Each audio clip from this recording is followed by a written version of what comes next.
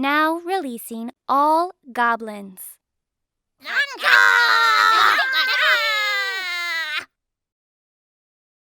This video is sponsored by Cool Stuff Inc. If you're looking for cards in the US, look no further, as you can use the promo code MTGMudsta to get you 5% off anything on the site. Or if you're in Canada like me, you can use the same promo code at Multizone to get 10% off your orders of singles. If cards aren't what you're looking for, Original Magic Art has playmats, tokens, and sweet art that you can use that same promo code to help you get 5% off your order there. And if you just want to help out the channel, you can always consider becoming a patron for as little as $1 a month and join the generic Goblin Gang. We are on the home stretch of Alexis Briclot's Kickstarter campaign for his original Planeswalker playmats with extended art. And thanks to all the support that you're showing to this campaign, another artwork has been unlocked. And that's for the version of Jace that was featured on the novel Agents of Artifice. Also, if you're looking to spend a little bit more, there's still the option of adding on tokens, featuring Alexis' interpretation of 10 classic creature tokens, featuring some of Magic's most famous creature types. This project will end on April 27th, 2022 at 4 PM EDT, so be sure to use my affiliate link while you still can when you go to order your copy. Hey gang, and welcome back. Today's game is another multi-zone matchup, and I'm playing Trostani, keeping Beast Within, Forest, Selesnya Eulogist, Plains, Day of Judgment, and Sunpetal Grove. Joel is playing Xenagos, keeping a Mountain, Stomping Ground, Battle Mammoth, Worldly Tutor, Selvala Heart of the Wilds, Goreclaw, and Sol Ring. Marie is back playing her Chatterfang deck, keeping a Forest, Reliquary Tower, Ashnod's Altar, Ravenous Squirrel, Second Harvest, and 2 Swamps. Max is playing Araumi the Dread Tide, keeping a Swamp, Nephalia Drownyard, Evolving Wilds, Fabled Passage, Island, Sol Ring, and Victimize. I win the die roll and start us off. I draw, playing a Forest for turn, and pass. Joel shocks himself with a Stomping Crown coming in untapped, and then pays 1 for Sol Ring. Marie draws, plays a Forest, and is able to drop a Ravenous Squirrel. Max plays an Evolving Wilds and cracks it, going to find an island. I play a Plains and pass. Joel plays a Mountain and is able to cast Goreclaw before passing to Marie. Marie plays a Swamp and casts Skullclamp. She moves to combat, swinging the squirrel at Max for 1, then passes to Max. Max draws for turn and plays a Fabled Passage. He sacrifices it to go and find a swamp, and then casts Sol Ring and passes. I draw and play a Sunpetal Grove. Joel draws and plays a Wooded Foothills, and then casts a Xenagos. Moving to combat, he puts the Xenagos trigger on Goreclaw and swings it at me. Before damage is dealt, I respond with a Beast Within to take out Goreclaw, and after that, Joel passes. Marie draws and plays a Swamp. She then casts her commander Chatterfang, and swings the squirrel at Max, again for 1. After that, she passes turn, and Max cycles a Fetid Pools to draw a card. Max draws and plays a Swamp. He casts Lightning Greaves, and then casts Araumi, and puts the Lightning Greaves onto his commander and passes to me. My turn has a command tower coming in, followed by the Wood Elves. As the Wood Elves enter, I go and find an Arctic tree line. After that, I pass turn. At this point, Joel cracks the Wooded Foothills, losing 1 to find a Forest, and also casts a Worldly Tutor, putting on top of his library a Quartzwood Crasher. Joel draws and then casts the Quartzwood Crasher. Moving to combat, he gives it Xenagos' trigger and swings it at Max for 12. Max takes the hit for 12, and Joel gets to make a 12/12 token. After that, he passes turn. Marie draws and plays a Reliquary Tower. She then casts a Blood Artist and a Zulaport Cutthroat, doubling up on her drain effects. Moving to combat, she swings her Forest Walking Chatterfang at Joel, dealing 3, and he has no choice but to take it. Max draws and plays an island. He just casts a Talisman of Dominance and passes. I draw and play a Plains. I'm forced into a bit of a corner, so I cast Day of Judgment to help wipe the board. Marie's Blood Artist and Zulapur Cutthroat trigger with all the creatures dying, and everyone takes 4 from the Cutthroat, and Joel takes an additional 9 thanks to the Blood Artist, while Marie gains a bunch of life. After that, I pass turn. Joel draws, and plays a Domri Anarch of Bolas. He upticks the Planeswalker, and his creatures are uncounterable, to cast a Selvala Heart of the Wilds. Once that's resolved, he passes to Marie. Marie draws, and plays a Forest. She recasts her Chatterfang, and passes turn. Max plays a Nephalia Drownyard, and then casts an Archon of Cruelty, and as it enters, targets Joel with the trigger. This has Joel losing 3 life, sacrificing Selvala, and discarding a card, while on the flip side, Max gains 3 life and draws a card. Max then equips the Greaves onto the Archon, and moves to combat, this time swinging at Marie.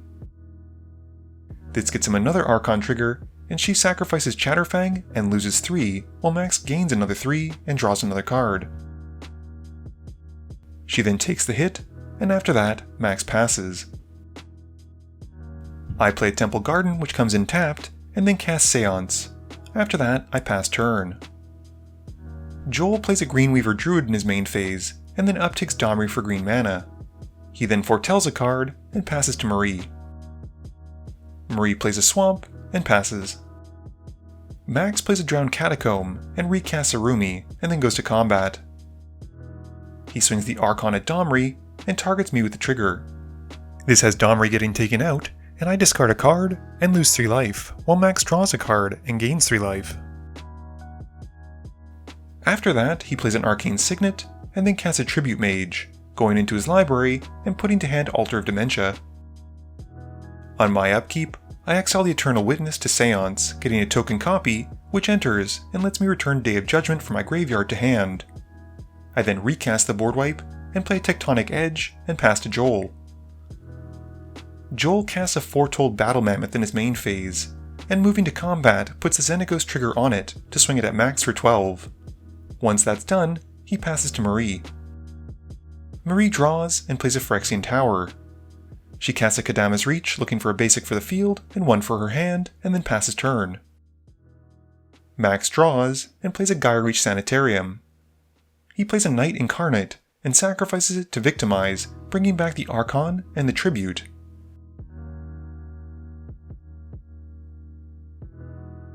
With the Archon entering, the trigger targets Joel, who sacrifices the Battle Mammoth and loses him 3. Max also gains some life. And the Tribute Mage then goes and grabs Demir's Signet as well, and Max follows it up by equipping the Greaves to the Archon. And then casting the Signet, and finishes with the Altar of Dementia, passing to me. On my upkeep, I exile Wood Elves to Seance, and go to grab a Canopy Vista, before I draw for turn. I then play a Selesnya Eulogist, and activate it, exiling Max's Knight Incarnate to populate my Wood Elves token. This lets me go and grab another forest as it enters, and then pass, which has me exiling my Wood Elf copy from Seance, but keeping the Eulogist copy. Joel draws, and plays a Verdant Catacomb, sacrificing it and losing 1 to find a Dryad Arbor. He then casts a Hunter's Prowess on the Arbor, and moving to combat, targets the Arbor with Xenagos trigger. He then swings at Marie for 8, who takes the hit, and Joel then draws 8 cards. With that done, he then passes turn. Marie's turn is quite quick, as she casts her Commander again, and then follows up with a Bitter Blossom and passes to Max. Max plays a Swamp and recasts Araumi, putting the Greaves onto her before casting Buried Alive. He goes into his library to grab Grey Merchant, Plaguecrafter, and Hostage Taker. Max then goes to target the Plaguecrafter with Araumi, and I exile it with the Eulogist in response, making another Wood Elves and grabbing another Forest. Moving to combat, Max swings at me with the Archon and targets me with the trigger. This has me discarding a card, losing 3 life, and sacrificing my token, and then Max gains 3 and draws a card. After that, he passes to me. On my upkeep, I make Sarah's Emissary from Seance, naming creatures as it comes in thanks to having discarded it to the Archon. I then cast Trostani, and once she's out, activate the Eulogist, exiling the Grey Merchant to make another Sarah's Emissary, naming creature again. I gain 7 life as this copy comes in, and then pass, exiling my Seance copy. Joel draws and plays a Mosswort Bridge which comes in tapped. He then casts a Drag a Tree Speaker, and then a Llanowar Elves, and once that's out, levels up the Tree Speaker and passes to Marie.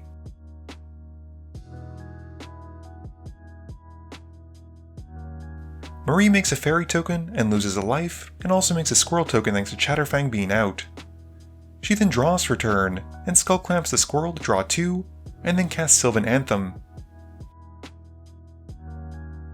She follows up with a Verdant Command, making 2 Squirrel tokens, and exiling Hostage Taker from Max's graveyard. She then clamps another Squirrel token, drawing 2, and plays a Woodland Cemetery. She then clamps her last Squirrel, drawing 2 more, and follows up with a Cultivate, going to find a basic for her hand, and 1 for the field. At the end of turn, Max cycles Lonely Sandbar to draw. Max draws and casts a Tomebound Lich to loot a card. He then plays an island, and moves to cast Gonti Lord of Luxury, who enters and targets Joel. He exiles a card from the top 4, and casts it, which is an Elder Gargoth, and then moves to equip the Greaves to it.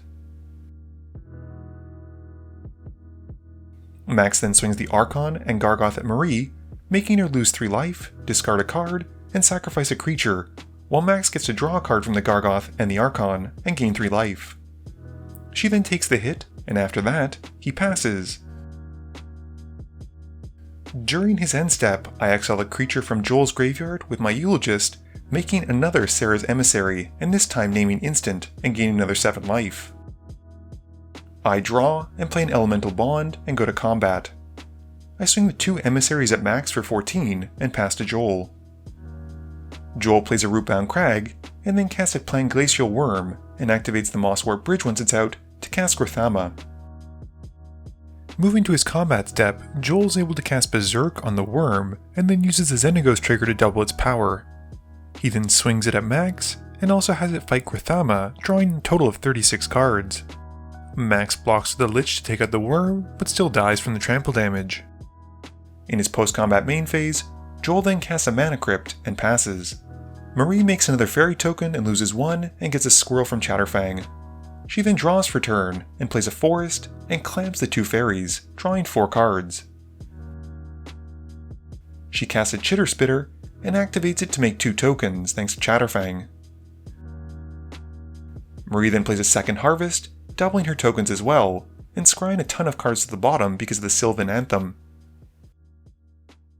Moving to combat, she swings the Chatterfang at Joel for 3, and then passes turn.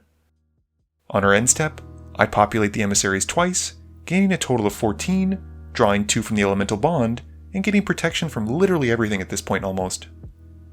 I draw for turn, and move to combat. I swing 14 points worth of emissary at Joel and Marie, which is enough to take them both out and win me the game. Game review time. So Sarah Emissary is the real deal. That card is insane when you get to be able to have more than one, and thankfully Populate allows me to do just that for very little mana.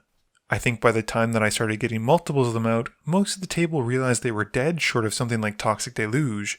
And I think Mary was the best suited to draw into it, but unfortunately her decks tend to be a little bit camera shy, and as we saw, she wasn't able to get there. Speaking of other really strong cards out of Modern Horizons 2, Archon of Cruelty was doing work for Max this game, forcing opponents to sacrifice creatures, discard cards, lose life, all while gaining him life and card advantage. Plus it's a flying 6/6 beater, which is just oof. If it weren't for the Eulogist, I'm pretty sure he would have sacrificed it and brought it back thanks to Araumi, and just wreaked havoc on our board state and hands.